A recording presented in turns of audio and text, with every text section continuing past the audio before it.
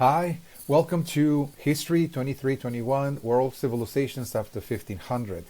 Today we are initiating the second topic of the semester titled Mesopotamia and Egypt, the First River Civilizations. So, this is the first session of the second topic, and now we're moving into the actual section of the course where we're going to get to see the different types of civilizations that flourished in the ancient world very, very early on. We're going to be looking today at one of the very first two that we have plenty of records of that date their formation as early as, let us just say, 4500 BC. From that point onwards, we're going to see both in Mesopotamia first and, of course, later in Egypt, the very first cities, so to speak, emerging. And we're going to see not only one city, but a series of cities that together constituted a single civilization. One was in the Middle East. Okay, that was, of course, Mesopotamia. We're going to get to see, starting today, the Mesopotamian civilization, and the other was in Northeast Africa, in a civilization that is now known as Egypt. Of course, in the ancient world, as we'll see, people refer to that civilization by other names. We're going to get to explore that once we get there. But those are one of the very first civilizations emerging in world history, and we're going to get to see each one of them in great detail. And as we'll see, in the end, we're going to make a comparison. Okay, now let us go to our screen.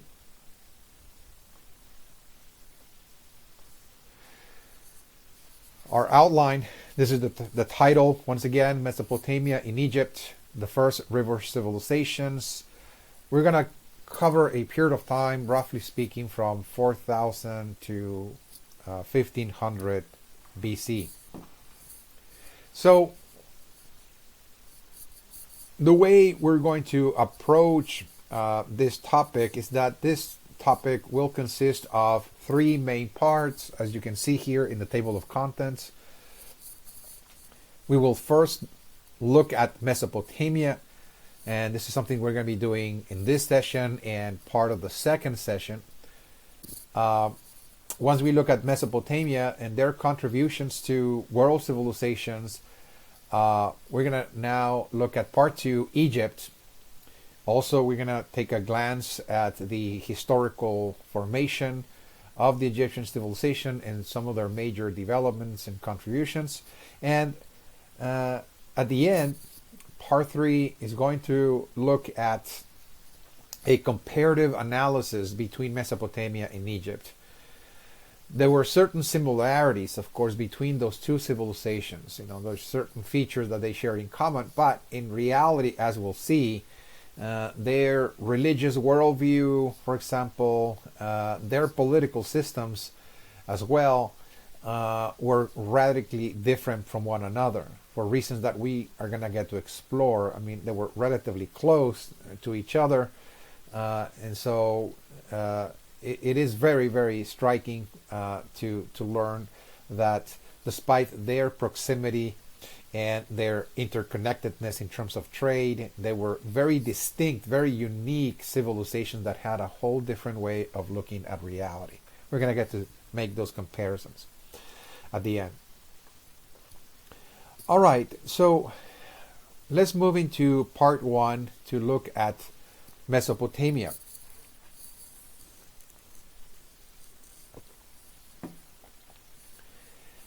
The subtitle of the Mesopotamian civilization I put here, Order Out of Chaos, because this is going to be one of the central ideas of that civilization in terms of how people that formed that civilization and were born into it, how they actually interpreted the world around them, how they conceived the nature of reality and the purpose of human existence. All of those philosophical, religious, scientific questions about the universe, the cosmos, human beings' place in it, and our role, our purpose, and so on. Everything was explained in ancient Mesopotamia as a world in which there was a struggle, if you will, between chaos and order, and ultimately their desire, their hopes, their aspiration was that it was essential for order to triumph over chaos.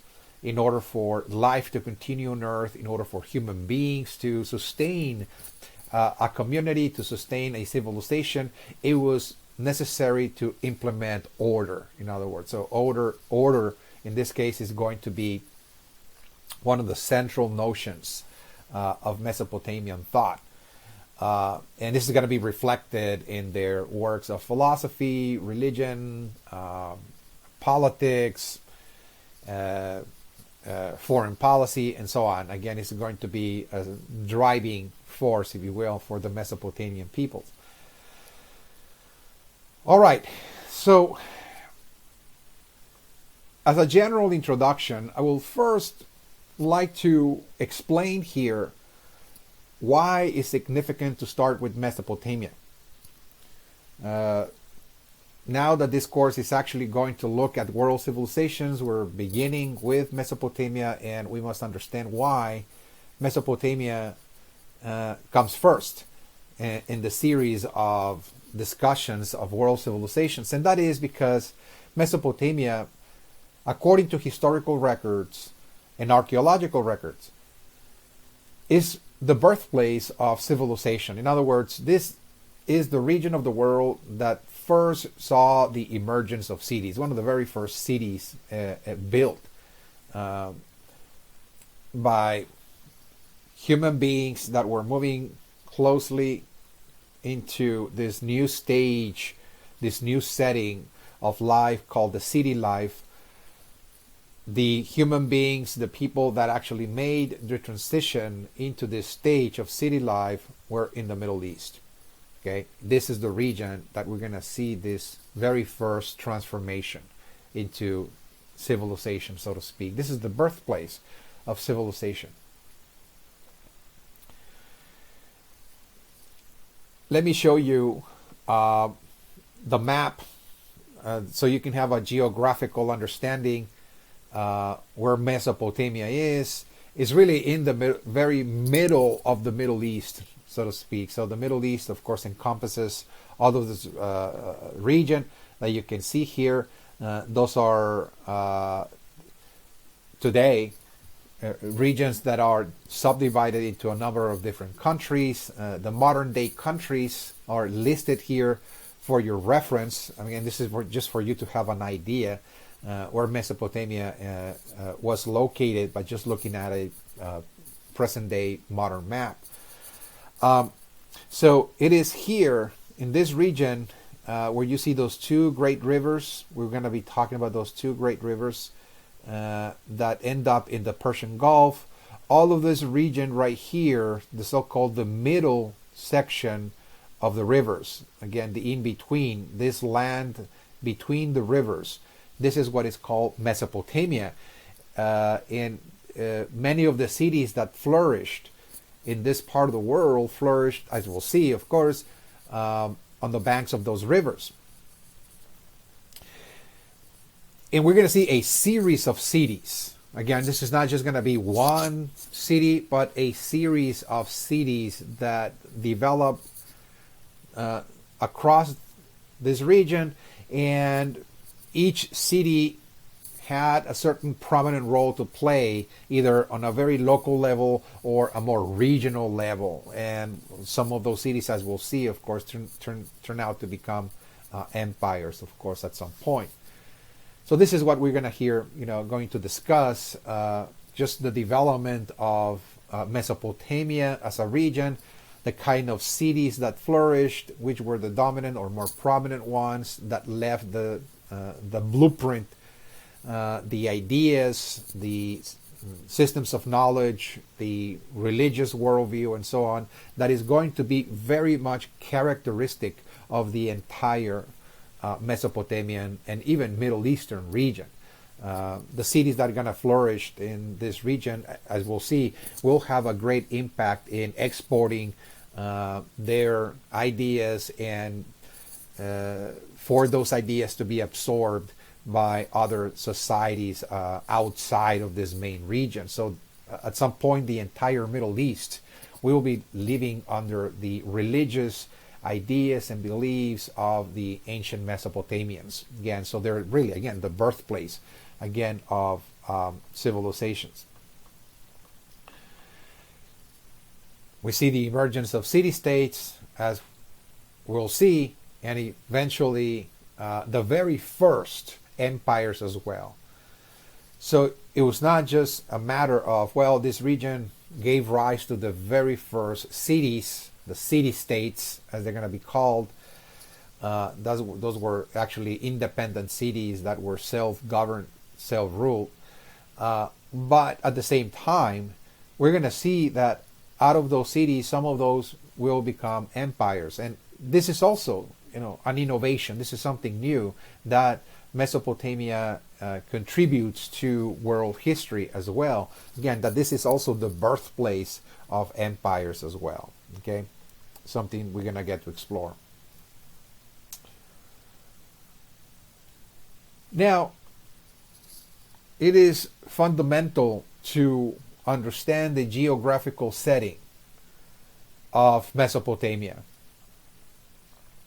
Now we're looking at this narrow strip of land between the rivers. And that's exactly really what Mesopotamia actually means. The technical definition of Mesopotamia is the land between the two rivers. Okay? That's what it means.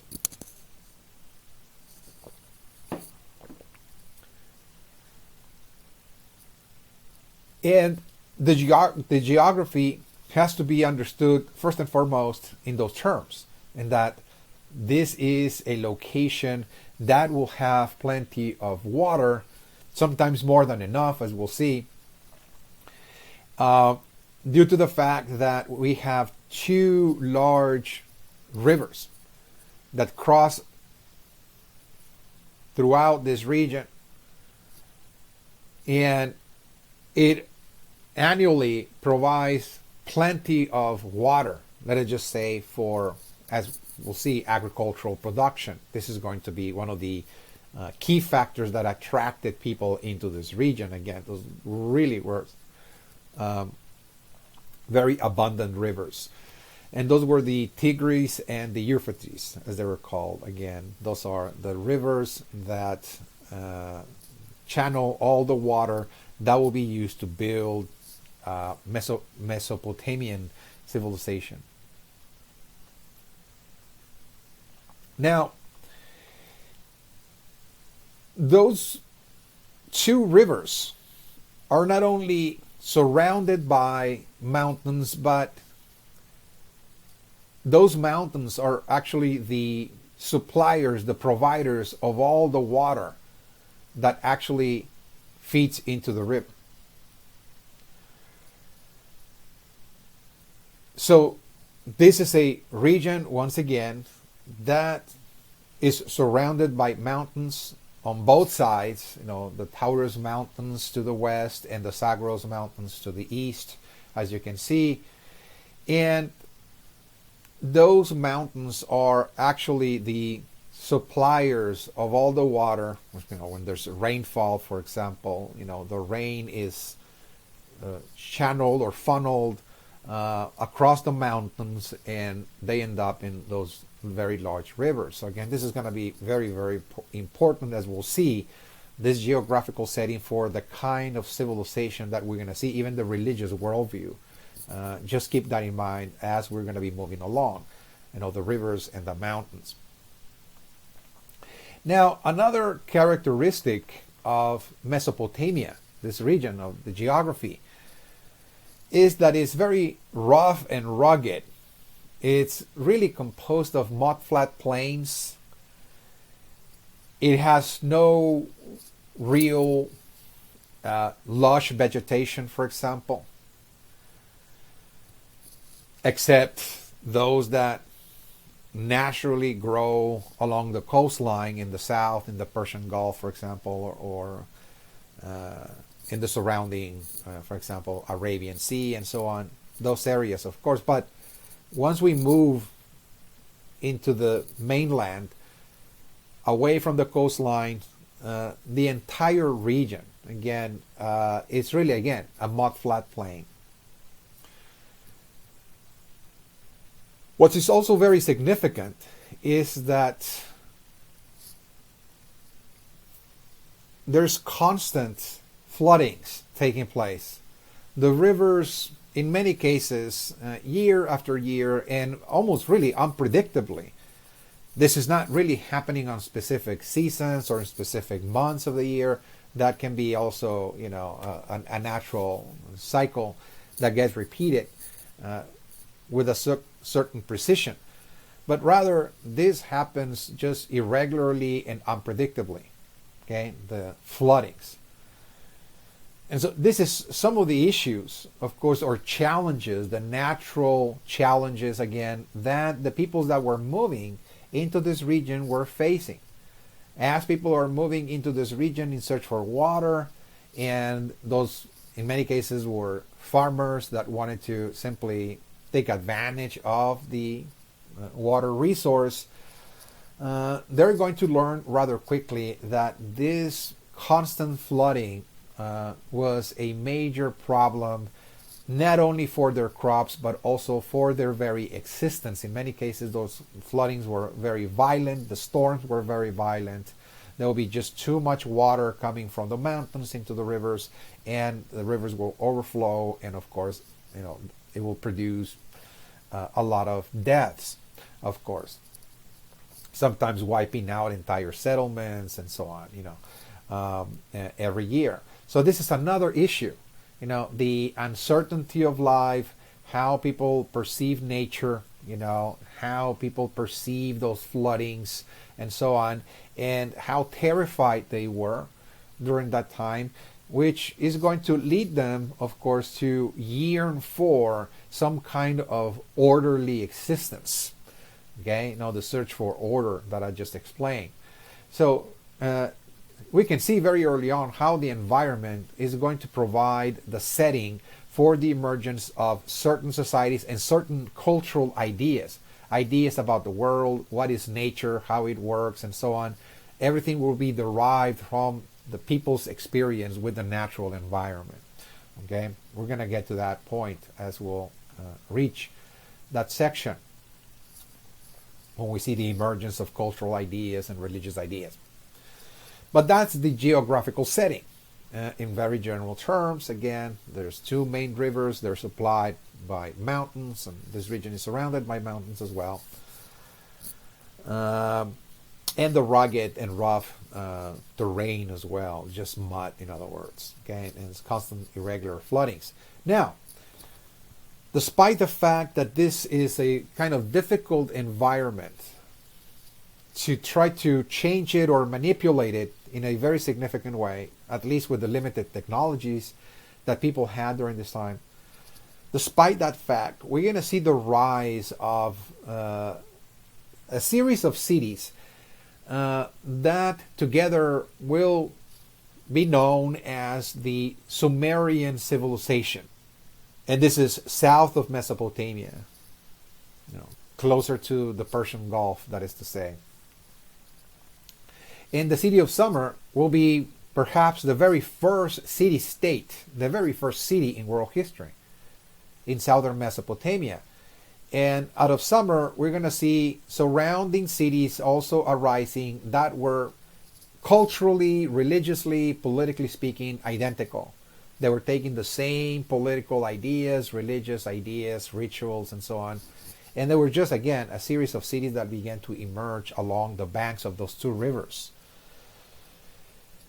So Sumer, which is going to be, again, the prototypical city that all the other cities emerging along those two rivers are going to emulate and copy much, much later, for centuries and even thousands of years after the founding of Sumer. That city was considered the very first river civilization. It was a city that flourished particularly because the people that were forming it in the very beginning were people that were trying to, once again, use the abundance of water from those two rivers in order to channel that water, water their crops, and maximize production. That was the original intent, in other words, of the first settlers, founders of the city of Sumer, okay, to really undergo a sort of agricultural revolution, so to speak. And they created the very first agricultural revolution by innovating something new, like canals, irrigation systems, and the like. In the city of Sumer, once again, which was the very first river civilization, will become, after hundreds of years of building their language, their writing system, their political system, myths, religion, and so on, they're going to become the mother culture of Mesopotamia.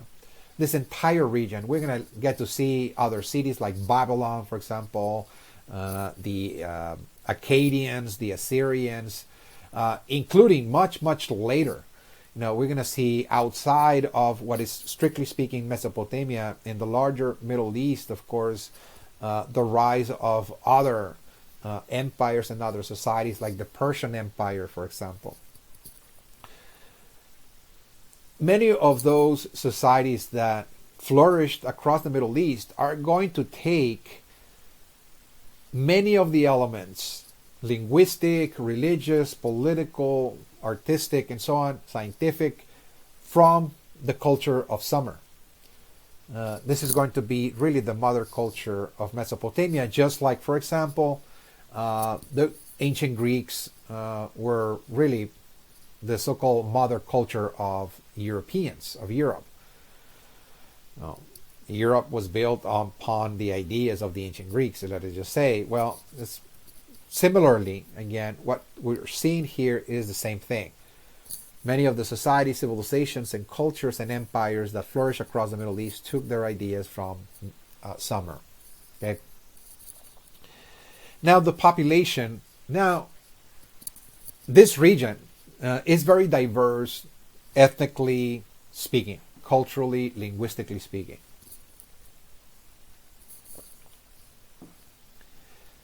The Sumerians were considered a separate ethnic group that had their own common origins and history. The people of, that were called the Sumerians lived in the southernmost part of Mesopotamia, closer to the Persian Gulf, as they said. And their physical characteristics were also very distinct, let us just say, from the peoples that live north of Mesopotamia and all around the Middle East.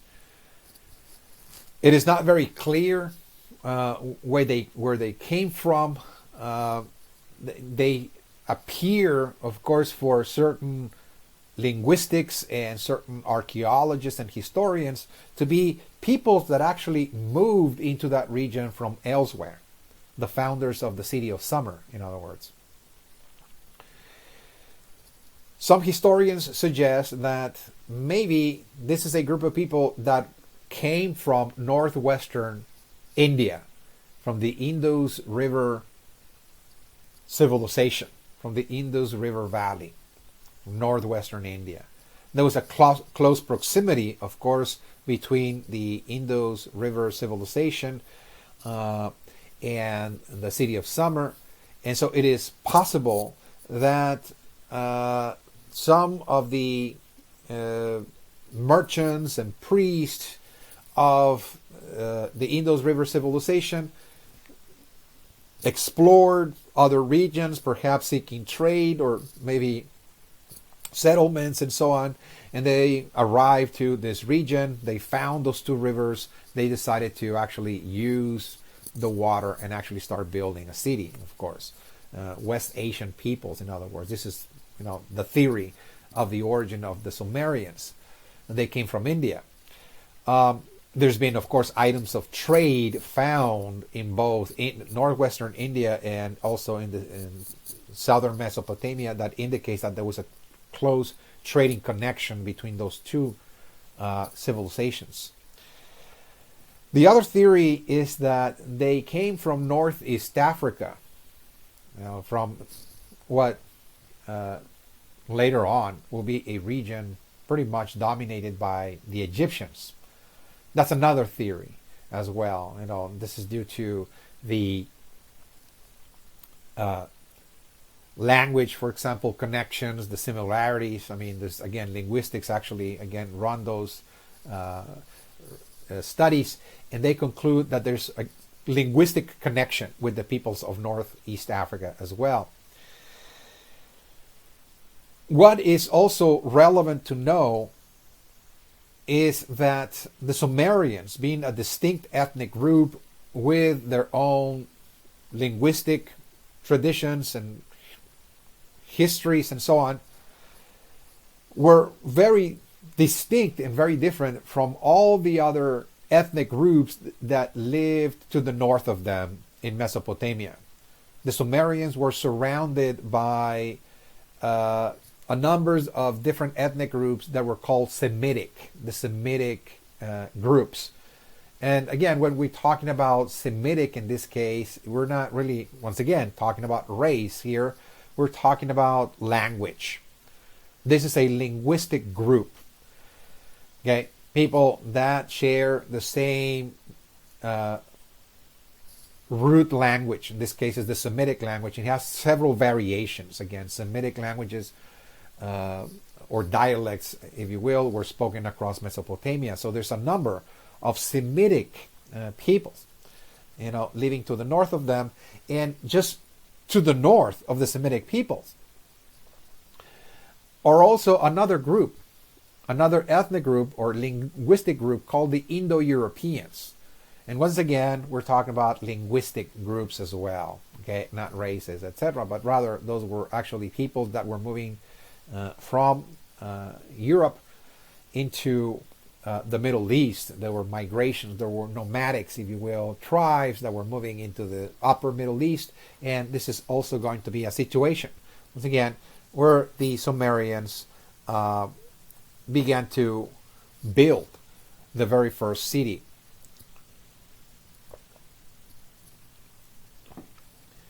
The Sumerians were originally, before their transition to agriculture, nomads. They were also wandering around this region from place to place, and they were herding animals as well. They were herders as well, moving things like sheep and goats as well along certain regions to graze them and, of course, survive off of them as well. And this is the ancestral past of the Sumerians. And this is important as we're going to get to see, some of their philosophy and literature and mythology in terms of how the Sumerians actually remember their ancestral past and their transition to civilization. Okay, we're going to get to see that. Okay. Now, as the Sumerians build their very first cities in southern Mesopotamia and created a civilization that today is called the Sumerian civilization. This is the mother culture of the Middle East, really, in so many respects. The Sumerians were really experimenting, if you will, with building something new, because civilization is totally a new artifact, a new creation. There are no civilizations anywhere in the world, so the very first civilization somewhere will be build along the way, as a result of experience, as a result of trial and error, and so on. And they're going to be building their systems, their economic, political, religious systems, and the like, to give shape to the very first civilization. So, in many respects, they were the original innovators of civilization. And they were the very first to come up with the very first systems of agriculture, as we'll see, political systems, systems of knowledge, religious systems, and the like. They were the first ones to actually mold them and to structure them and to incorporate them into their city organization and city life. For example, let me go one by one. What are the original innovations to civilizations by the ancient Sumerians? Well, first of all, like I said, they were the first ones to carry out the very first agricultural revolution in human history. Okay, things that I have emphasized, of course, earlier in the first topic, for example, that the agricultural revolution that occurred, let us just say, from 4500 all the way to 3500 BC, particularly here in Mesopotamia, included the innovation of new technologies, new techniques for how to use water, and how to actually clear the land and plow the land and plant seeds on a massive scale. So again, this is no longer just gardening. This is agriculture, large scale production of crops. That's what agriculture is. And what makes agriculture different from just, let's just say, horticulture, the early farming practices, is three main things. Again, irrigation, the building of canals to channel the water of those two rivers, of course. The plow, we mentioned, with the discovery of iron, we're going to see now people forming an instrument to actually till the land, to open the land again for cultivation. And of course, the use of animal muscle, the use of an ox or horse or cow, etc., as a beast of burden, in order to plow the land as the first tractor. Combine those three, again, innovations, irrigation, plow, and animal muscle, constituted the beginning of agriculture. Okay, so once again, this requires a lot of organization. People must come together and cooperate with one another in order to build the canals, the ditches, for example, the dikes, to actually funnel and control the water as much as they could. And of course, people to be forging, of course, ironworks like the plow, and other people that will be domesticating animals for agriculture as well. So again, it's really reorganizing society, redirecting it in a whole new way. And this is considered revolutionary because for the first time, people are coming together to make sure that there will be a surplus grain. Now, this is the idea, again, of agriculture, that you want to maximize output from the land so you can store the grain and be able to survive an entire year from that harvest. And again, that pretty much increased the survival rates, again, of human beings, particularly those that are creating those kinds of revolutions, in agriculture. The ancient Sumerians were also known for building the very first city-states, as I mentioned. The very first cities, and the major cities of ancient Sumer were Uruk, Lagash, Nippur, and Eridu. There were others, of course, that also flourished in the region, but those were the most prominent ones, let us just say. Now, a city-state is not just a city in the communitarian sense of the word. This is not just a community of people coming together and now living in a large urban area. And those large urban areas are called cities. Cities had also systems of government. So they were also known as city-states. A city is emerging at this time as the place where people are creating, for example, what today we commonly call a country or a nation.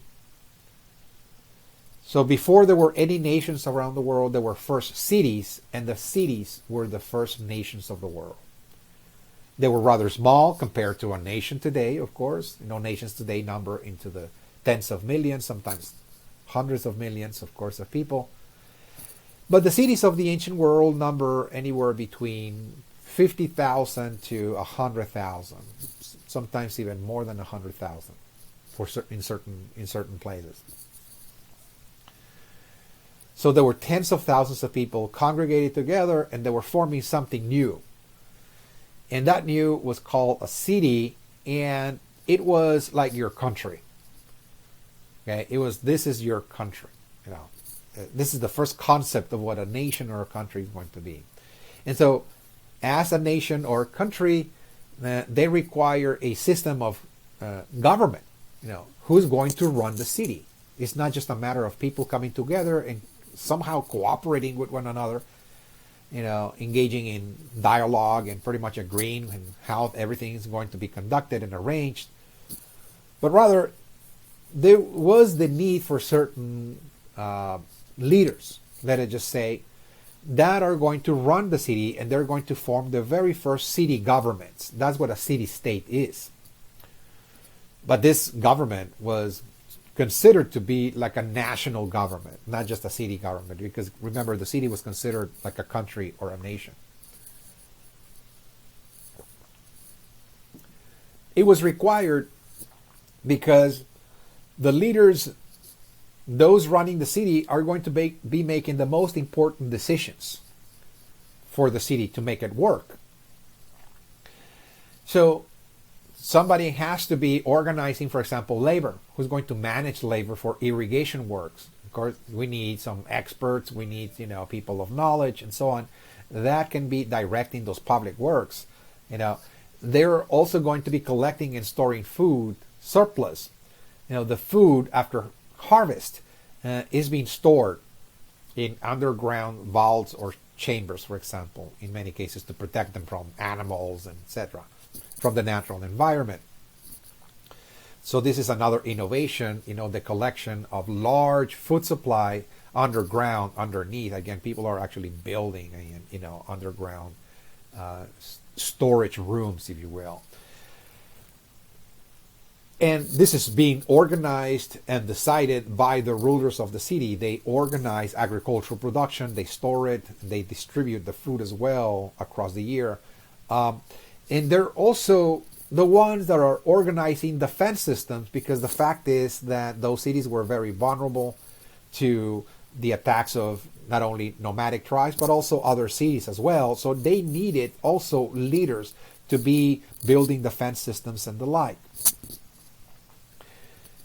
That was, again, why we're going to see the rise of city-states in world history, why we see the rise of very sophisticated, more complex political bureaucracies and so on. Because, again, there was now an economic system called agriculture. It needed to be managed in terms of labor, in terms of storing food, and also organizing defense.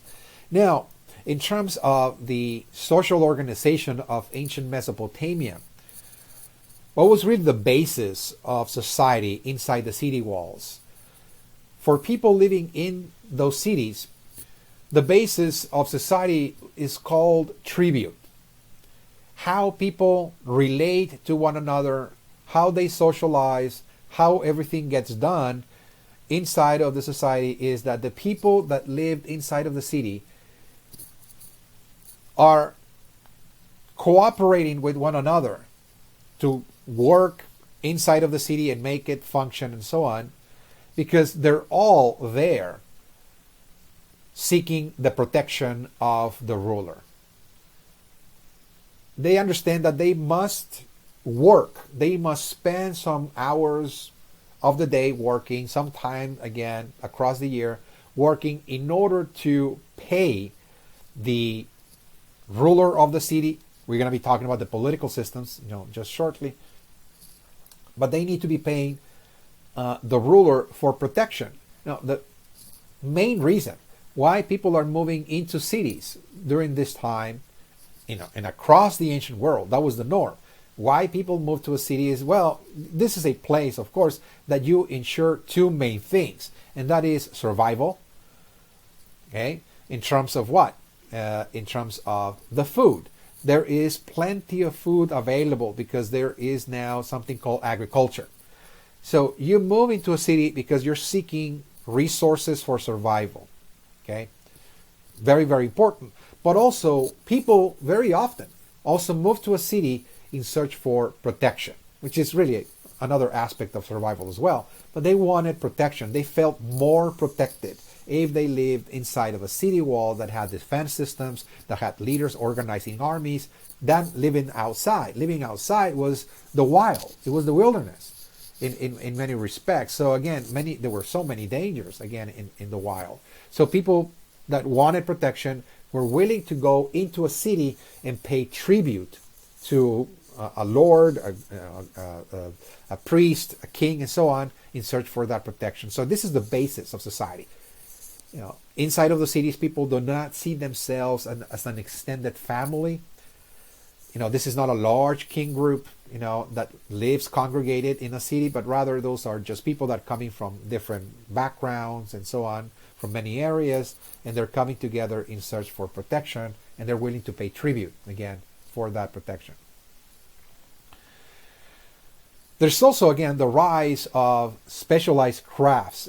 The new city-states were also sophisticated in that the people that live there perform different functions. And they were organized hierarchically. There was a certain organization inside of that society where certain classes were on top. They were the political and religious administrators. That was the governing class, if you will. And their responsibilities was to manage the city and perform the rituals. Below were the warriors, those that were defending the city, had less status, if you will, as the rulers and the religious administrators, but they were also, high status in many regards. There are the merchants, those that actually buy and sell products in marketplaces and engage in trade. There's, of course, artisans, and of course, at the very bottom of the ladder, we're going to see the farmers and the herders. They occupy the lower rungs, if you will, of the hierarchy, despite the fact that the farmers and the herders pretty much constituted the vast majority, again, of ancient Mesopotamian society. Now, another very important characteristics of the ancient Mesopotamian city-states is that they were independent, first and foremost, that they were self-governed, meaning that the rulers of that city were in total control, if you will, of the city and the region around it.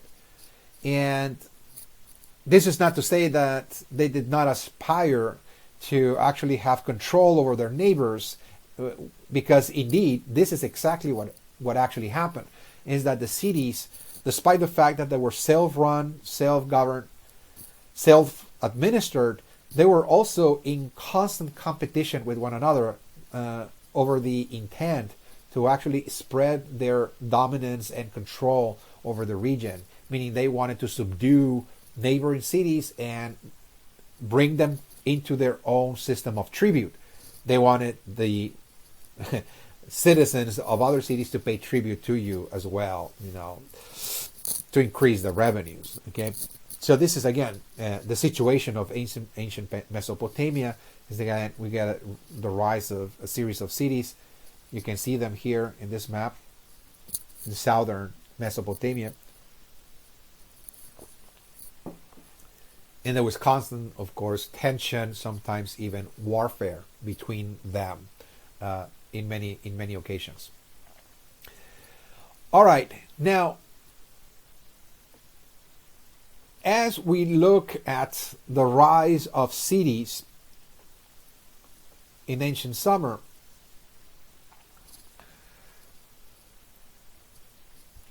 let us take a look at some of the constructions and buildings and public works that they created. And it should be mentioned, as we're going to explore this aspect of the city state, is the influence of the physical environment in the type of cities and the type of civilization that the Sumerian cities actually, created. The physical environment is extremely important to understand because it provides all of the elements that human beings have at their disposal in order to be used for tool making, but also to build their structures, whether those are housing or government palaces and so on. So we talked about how the geography of this region is composed of mud plains. So there's an overabundance of mud. It's just endless and endless, if you will. So this is going to be the primary basis of architecture and writing. Okay, very important.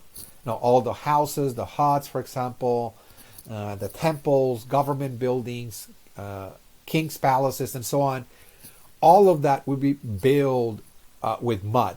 Okay, what people actually did was to take the mud and form, bricks, so to speak, and left the bricks, in the sun for a few days to dry, and they will be plastered and joined together with other bricks. And this is how people actually created their houses, for example.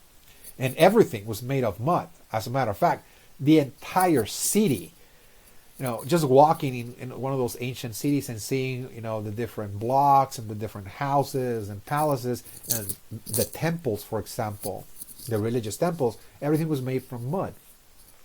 As you can see here, for example, in this picture this is really the archaeological remains of one of those Sumerian cities of ancient Mesopotamia. Okay, this is again the kind of architecture that created. It was made from mud. Okay, mud was also the basis of tools and writings as well. Everything that was required, like pots and jars, dishes, for example, lamps, and including the very first so-called notebooks were made from mud. Those were called tablets. Okay, the mud tablets. Something we're going to be exploring, of course, once we get into the systems of knowledge. We're going to get to see the writing system and the kind of mud tablets that they use in order to inscribe their knowledge and their ideas and their common day concerns. But everything was made from mud. Okay, so Mesopotamia is really, again, being built in a region of the world where the most easily available resource is mud, and we're going to see that this is going to be the foundation, again, of Sumerian civilization. Another innovation of the ancient Sumerians is the innovation of monarchy. They innovated the very first monarchy in world history. Now, before the rise of kings, formally identified and self-proclaimed monarchs, Mesopotamia, this region, in the early formation stage, if you will, the formative stage, from 4,500 to maybe 3,000, let's say, BC, those very early cities, those early societies, were governed by priests. So they were really more of a theocracy. So it was really the priest that constituted the very first government. They made the most important decisions. They were not only conducting the public rituals, but they were the leaders making important decisions like storing grain and commanding labor and taxing it and so on, trying to build defense systems and the like. So it was theocratic, again, government ruled by priests. But during this period of time, even those theocracies had provisional leaders. From time to time, whenever there was a war, there was another city that will attack you, for example. Well, you needed to nominate somebody from those councils of priests. Somebody will be nominated to be the provisional leader. In other words, he's just the emergency leader to make the most important decisions of warfare, and he's going to be the one in charge. So instead of having several people making decisions, well, during wartime, you need very prompt, quick, decision making taking place. So you need just one individual making all the decisions again. So this was something temporary. Once the war or the emergency receded, then they went back to the council, if you will, this theocracy. Now, this provisional leader during wartime was called king. And based on ancient Sumerian language, the definition of the word king was the strong man. Okay, so this is giving rise again to something new. Somebody that is the strong man that during time is commanding the forces and making decisions, protecting the community. He was called, but today we're just simply called a king. Again, and that king was simply, again, somebody that technically speaking meant the strong man. He was the protector of the city during wartime, but he's also considered a high priest. So he's performing a dual function of being a political officer. This is the chief, if you will, of the city, the supreme chief. He's there to protect people. But he's also in charge of the major rituals as well. The major ceremonies conducted publicly, he is as well the conductor of those ceremonies before the people. So this is really the very early origins of monarchy. This is not really a formal monarchy, not yet. So let's say from 4500 to 3000 BC, this is the embryonic stage of monarchy.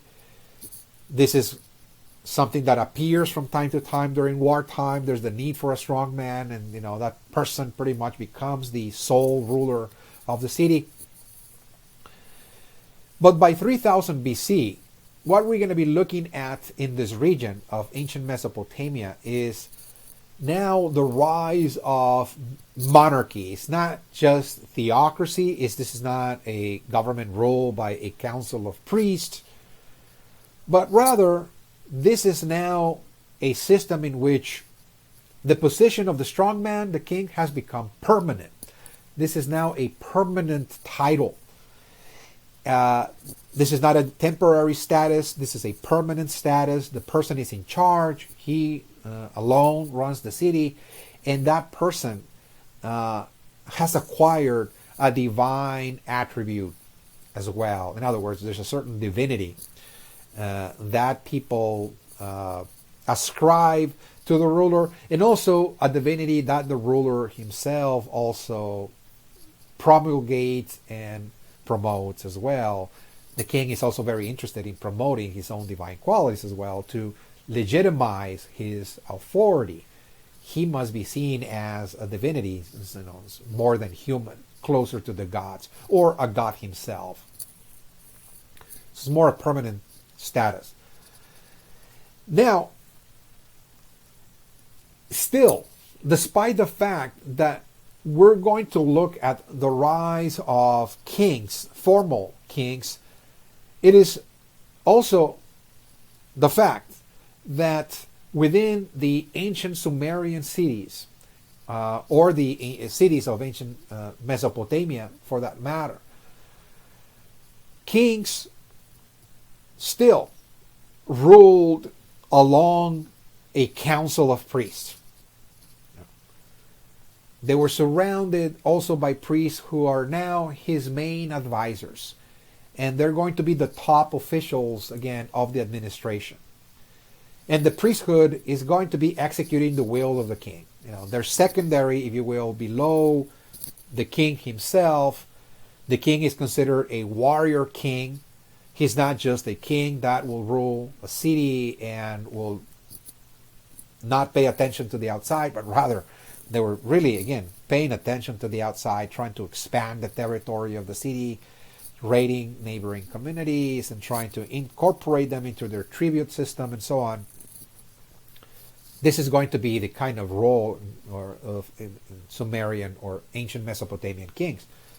And of course, they're governing along a priesthood, and the priesthood retains a lot of their powers from the past. They continue to execute the will of the king, and they're also in control of all the land. The priests, in other words, they're the landowners, and they also collect tribute from people as well who labor inside of their fields. So this is very important. This is, again, the nature of monarchy. Again, is really a ruler has priests, and the priests are at the same time the landowners, and they constitute pretty much like an aristocracy, so to speak. Something, again, a status that is inherited from generation to generation. That is an aristocracy. Your status as leader, your status as a priest or landowner is passed on from generation to generation. So we see, again, the rise of royal dynasties. Kings are trying to pass on their title to their descendants. In many cases, this doesn't work because the priesthood wants to also participate in monarchy as well. So there's a lot of competition between the priesthood and the monarchs. But nonetheless, from time to time, we see the emergence of royal dynasties where there's 1, 2, 3, 4 generations of a single family passing on the title of monarchy, down the line. Now, the palace where the monarch lived was a temple. Okay? It's called the Temple Palace.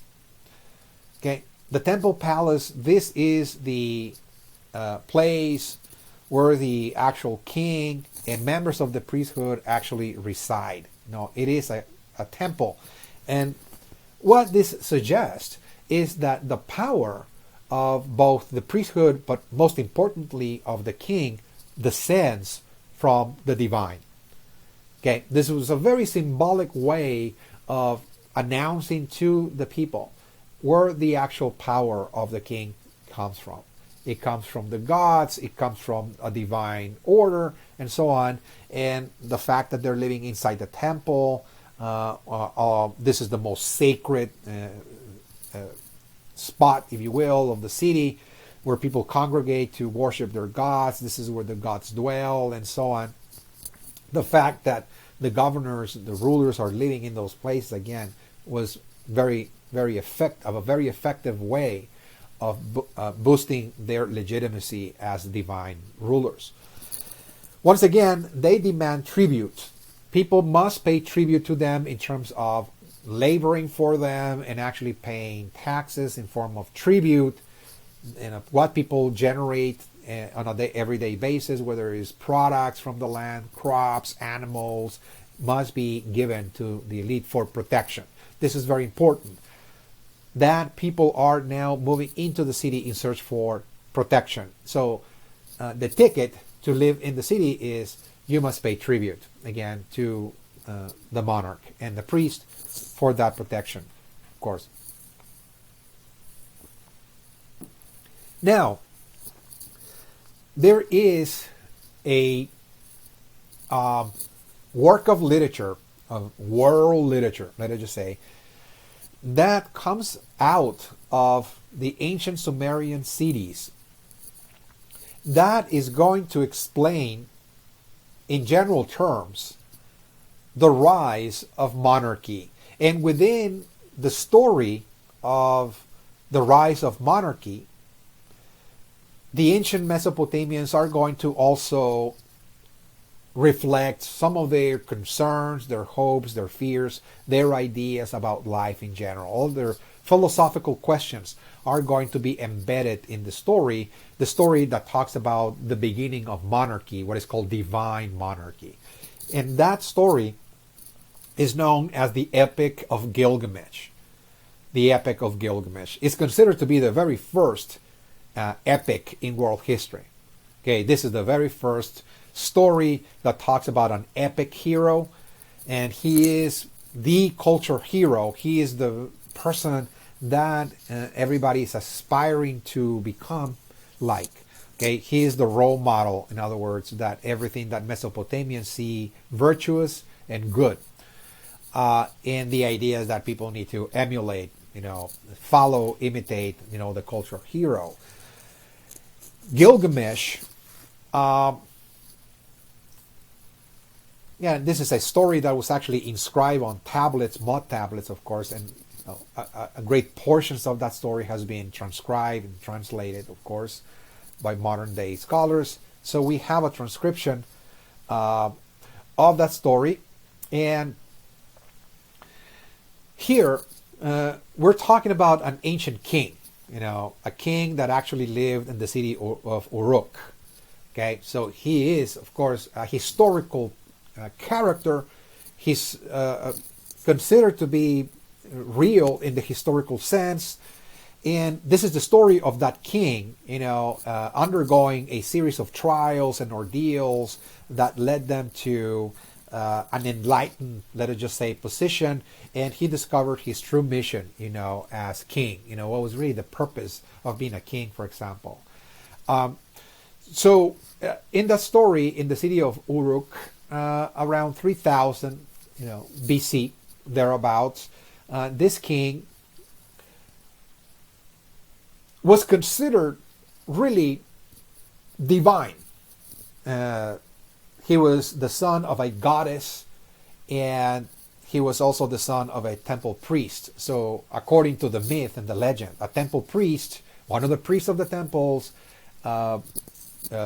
made it with a goddess and produced a superhuman, semi-divine creature, or being in this case, and that was Gilgamesh. So he was more than human. Okay, he had superhuman qualities in terms of strength, in terms of courage, and so on. So he was different from the rest of humanity. So he was governing the city, but he was very, very conceited. He was very arrogant, and he engaged in the kind of behavior that angered a lot of people. Pretty much trespassing. Sometimes property, or overtaxing people and engaging in all kinds of pleasures and so on, all of that. He was really reckless, in other words. So the gods, in the heavens decided to do something about this, due to the fact that Gilgamesh was semi-divine, and he needed to discover his true purpose, so to speak, of what is really the role of a good king, in other words. So he had not yet discovered that, because he was indeed, acting very foolishly. He was still young and so on. So, they sent, for example, a twin brother, okay, so to speak, to meet him. It was really a twin, an exact replica of him, but he was a wild man. He was a nomad. He's coming from the outside. This is a person that is very connected to the animal world. He could actually speak and talk to animals. He can feel nature. He's very connected to the rhythms of nature. So he's considered a wild man. He's not civilized. And so as he's approaching the city of Uruk, Gilgamesh is informed about this individual. This individual is Enkidu. Enkidu.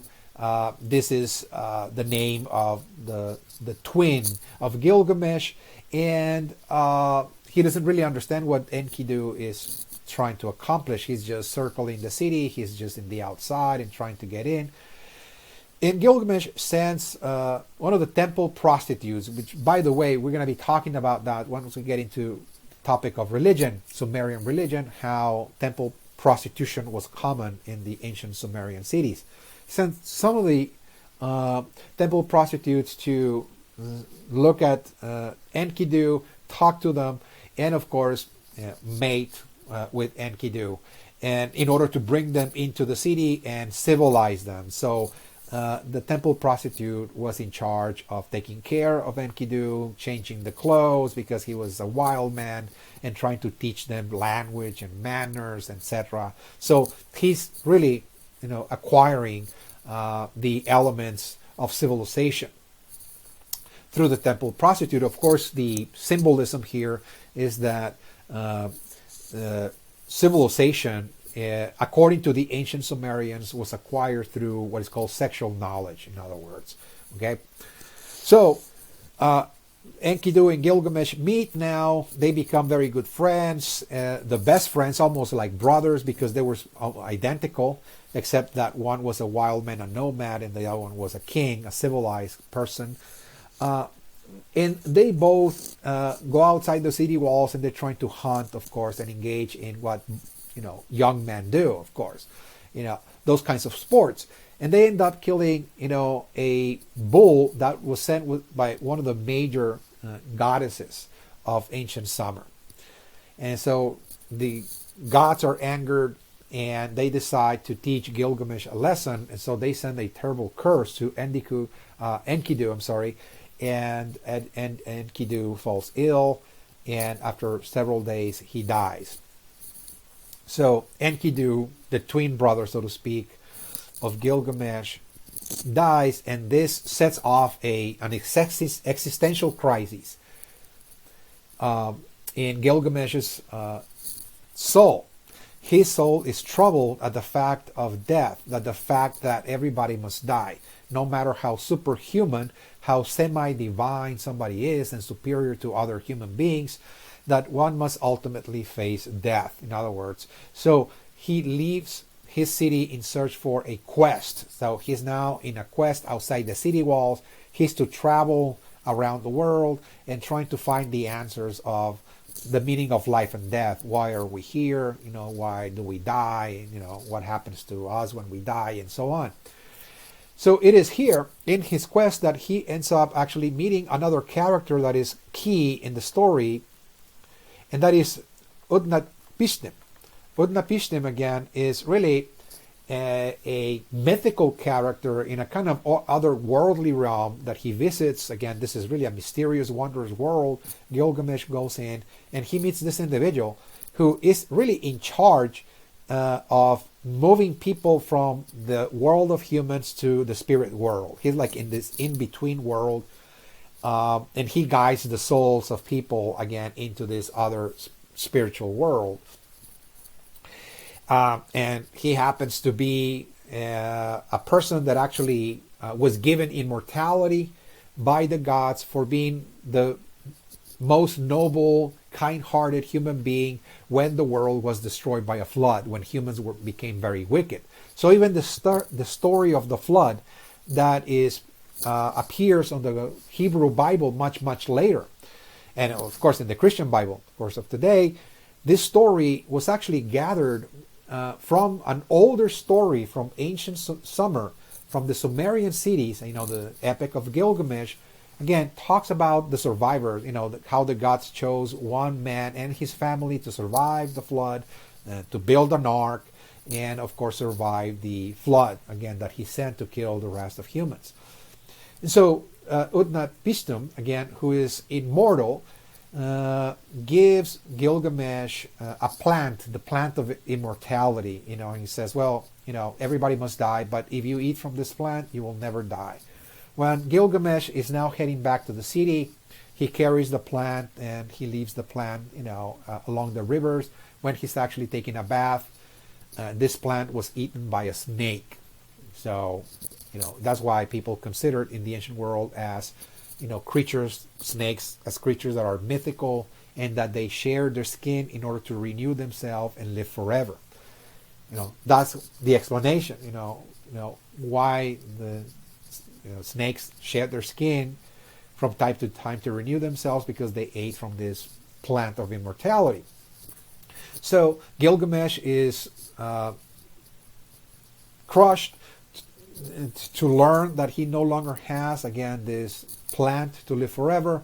And so as he's heading back to the city, he's now reflecting upon the meaning of life and death, and he says, well, we're all going to die. We will like to live forever, but the true purpose of human existence in this world, particularly for a king, is to increase the happiness and the welfare of the people. This is the purpose of a king, in other words. According to the moral story of the Epic of Gilgamesh, He did not get to seek immortality and acquire immortality, but now he acquired wisdom. He became kind of enlightened into the meaning of life and death, and now he's coming with a new message, in that this is his mission. His mission is not to abuse people and to actually, again, take care of the people in general. All right, so what this reveals, the Epic of Gilgamesh, is that there is a time of change and transformation taking place not only in ancient Mesopotamia but in world history, and that is that we see the emergence of what is called divine monarchy.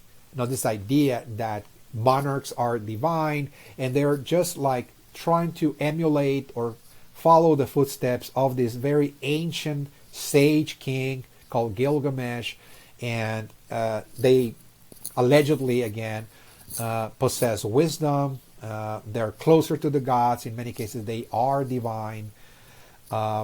And their mission, once again, is to sustain the city. This is the reason why we're going to have permanent monarchy as opposed to a temporary monarch.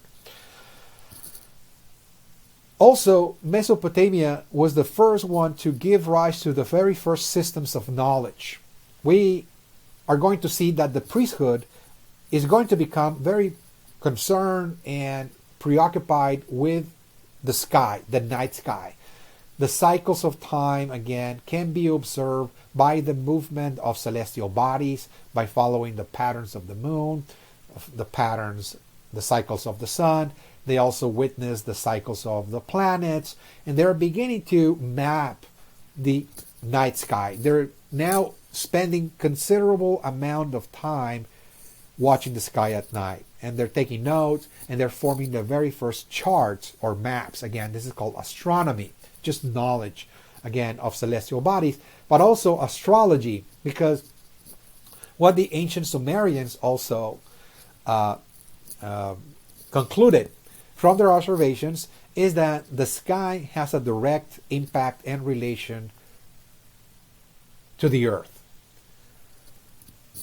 The light that comes from the planets onto the earth can bring either positive or negative, consequences in terms of health, in terms of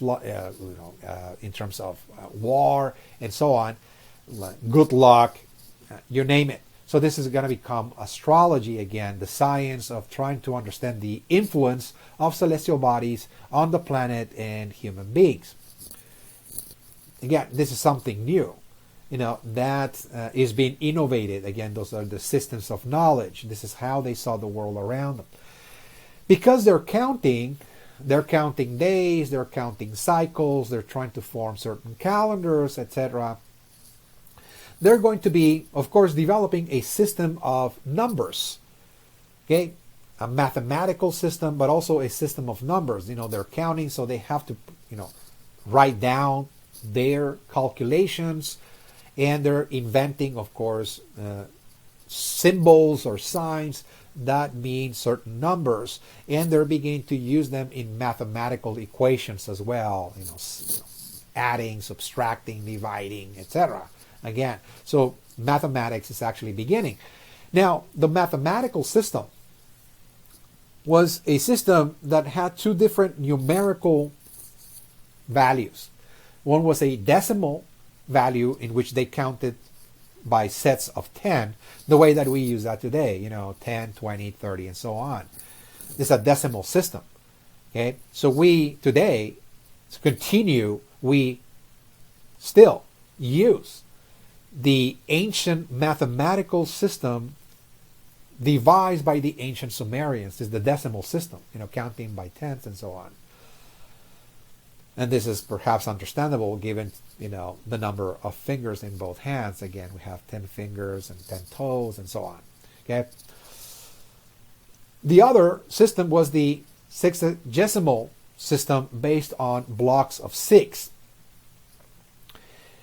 The decimal system was used for business, and the sexagesimal system was used for day keeping, for counting time. For them, the passage of time could be subdivided in sets of 6. Now this is where we get, for example, the 60 seconds, for example. Okay, we get the hour, for example, of the day.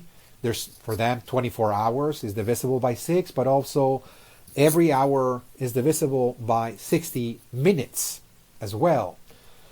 So again, time was constructed in a way that they wanted to count it and divide it in sets of 6, whether those were seconds, the 60 seconds for 1 minute, for example, the 60 minutes for 1 hour, and so on. Okay, based on 6. As I mentioned, they had to be writing this knowledge down, whether it was mathematical knowledge for business purposes, or counting days, for example, calendar and so on, business transaction, taxes,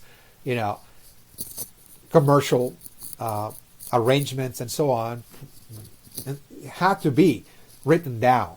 They had to develop a system of writing. And as I mentioned, this is a civilization that began to pretty much construct all their tools and their structures based on of mud. So we're going to see the formation of mud tablets, also known as the clay tablets. The clay tablets, once again, were tablets made from mud. You create a tablet from mud, you let it dry, of course.